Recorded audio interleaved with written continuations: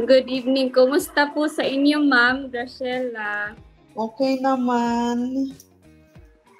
Okay po, so we are calling you, aside doon sa DA call natin, first of all, yung visa update muna for the kids. For the kids. Yeah. So we have received an update from the immigration last week that the student visa of Sean Jaden and John Gabriel are now approved. So congratulations sa kids. Congratulations, ma'am. Yes. Approved na siya. So we will be sending you the copy of their visa right after ng call natin. We are very happy for you.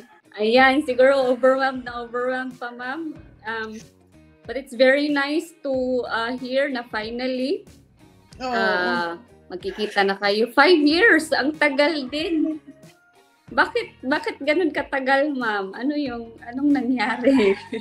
Kasi sa Australia ako una. Tapos, medyo mahirap makakuha ng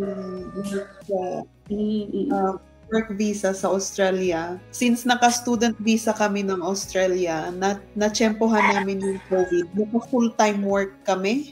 Hanggang sa time na sabi nila, in-offer nung employer ko sa Australia kung gusto mong lumipat ng Dama area, dadating ka namin doon. Ngayon, sabi naman ng kapatid ko, lalayo ka na naman lalo, sabi niya. Dito ka na lang sa New Zealand kasi pareho lang. Nag-sponsor health workers. Sabi ko, sige, try ko. Nag-leave lang ako. Pinalad naman, nakuha ako dyan sa Bethesda. Di na kami bumalik ng Sydney. So, mula pag-alis ko sa Pilipinas ng 2018, hanggang ngayon, hindi ko pa nakikita yung mga bata. Oh! Matagal na nga. Mga binata na. Binata na, malalaki na. So, online lang kayo, ma'am? For within 5 years. Oh. But finally, they can now be with you, be reunited with you. We are very happy for you kasi here kasi sa SDH, that's really our purpose, yung ma-reunite yung families na matagal na talagang nagkahiwalay because parents are working abroad. Kung hindi man sa New Zealand agad, maybe sa iba't ibang bansa. Marami kaming clients na from the Middle East, tapos dumiretso lang ng New Zealand. So, sobrang tagal na hindi na nakita ang mga anak nila. But then finally, ayan, like you, your favored na. Ayan, finally, magkikita na kayo. So, saan niyo po pala nakita yung SDH? What made you decide na magpa-assist? Yung ibang ka-work ko kasi is SDH lang. Yun nga, galing Saudi, Dubai. Kasi yung first na agent ko, hindi kaya nga ako nagtataka bakit 2 years lang yung naibigay sa akin. Sabi ko, bakit 2 years lang yung naibigay sa akin? Tapos naabutan kami nung bagong changes na hindi mo masusupport ang partner mo pag 28-20 pero pinipilit namin noon na pwede kasi May pa naman mag-uumpisa yung mag-take effect yung cover. So nag-apply ako ng ang sabi kasi is applicants after February 28 yata, parang hindi na cover. So sabi niya hindi covered. Pero nung pumunta ako kay Madam Sheila, sabi niya na ihabol sana yun kung within 60 days na i-amend namin. Kaya sabi ko, nakakainis. Kaya tuloy si partner nakakuha na siya, naka-general visit visa. Naka-GBV siya ngayon. Hindi siya. Sabi ko, bumalik ka na. Kasi nag-book na siya ng flight niya, ipabalik na siya. Tamang-tama naman, sabi ko, hindi na pala kailangan ng ibang maghahatid sa mga bata. At least, pwede ko silang isabay-sabay. Ayan. We're very happy talaga for you.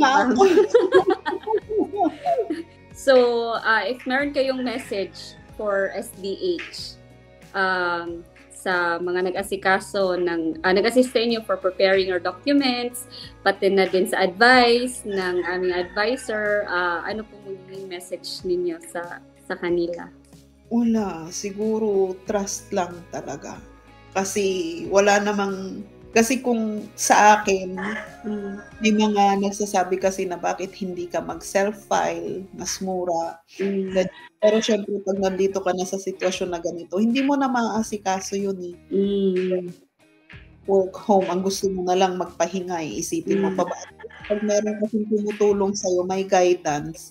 Ang hirap kasing intindihin ng immigration. Tama. That's very true. Tapos, ang hirap, ayokong mangyari yung nangyari sa amin nung first na may pagkakamali. So, ngayon, kami ang nasa consequences. Mas maganda pa din kasi yung may guidance kahit pa paano. Anyway, ma'am, doon naman po sa mga kababayan natin na gusto din nila na makasama na yung mga kids nila, ano po kaya mga encouragement na pwede nating sabihin sa kanila? Kasi like you, 5 years niyong hindi nakasama ang mga bata, and then finally pwede na. So anong mga encouragement po na gusto niyong sabihin sa mga kababayan natin? Ako kasi parang ginol ko yun na syempre nung nasa ibang bansa kami, hindi kami makauwi since COVID. Parang ang daming umuwi during that time na hindi na sila nakabalik. So, kung talagang may goal ka, tiis. Mahirap, ang daming tiis niyan, ang daming iyak niyan. Tapos, yung proper lang na, yun nga, proper guidance kung paano sa application. Kasi, ang nangyari din ulit sa akin dito is nung first na punta ko sa New Zealand, hindi na idagdag na dependent ko yung mga bata. Yung kids. So, dito ko palang naayos kasi nagtataka ako, bakit hindi mo nilagay? Sinabi ko sa'yo na may 2 dependents ako, ganyan.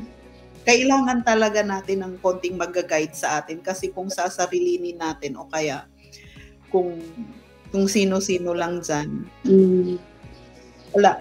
Yung consequences, mahirap. Magastos. Yun, magastos talaga. Magastos talaga. Kaya kung gusto nyo lang makasama, maraming tiis, maraming sacrifice, maraming bumpy roads.